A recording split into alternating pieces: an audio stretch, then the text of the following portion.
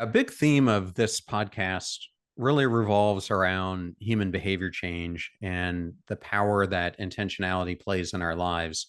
And just before you and I did this interview, I actually interviewed Bill Weir. I'm not sure if you know who that is, but he's the chief climate correspondent now for CNN, but he used to be the host of ABC's Nightline, and also he was on Good Morning America. And we were talking about storytelling because it was something that he used throughout his book to discuss climate change. How do you think storytelling through mediums like film, television can inspire and change and resonate with audiences on a deeper level, especially around important topics that you're trying to make people more aware of? Well, I think all storytelling is about change. Even when you go about writing a script, it's always the story of how a character changes. A character doesn't always get what they want, but they always seem to get what they need. And so you could argue that storytelling is all about witnessing somebody change. So I think that part is self-explanatory in a way. But in terms of, I think all art, if it's deep enough and specific enough, has the power to change the person who's witnessing the art, viewing it, reading it, being an audience member, whatever it is. Like for me, I got sober in 1995, and I don't think it was any coincidence that the night before I was watching the Mike Leigh film Naked with David Thewlis, fantastic film about this man's sort of journey through London at night.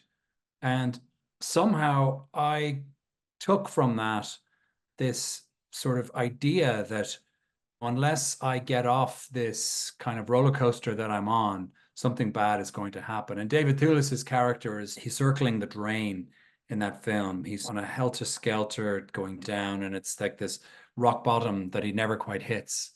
It motivated me to change my life the next day. So you can't plan. I think it's a mistake to be didactic and make something that you're hoping will change an audience in a certain way. I think that can be a mistake. I think the intention of the art has to be pure. And if it affects the person who's viewing it and changes that person, then that's amazing. But I think to create art just in order to do that is a mistake and often fails. I think you know what those kinds of projects are like when you sit down to watch them and you feel like you're being preached to. Whereas really good, as you say, intentional art, no matter what it is, if it goes deep enough and if it's executed with enough truth, then it will have an impact on you and could change you. I've been changed. Well, I gave you the example of a film that changed me, but I've been changed many times with art, by books,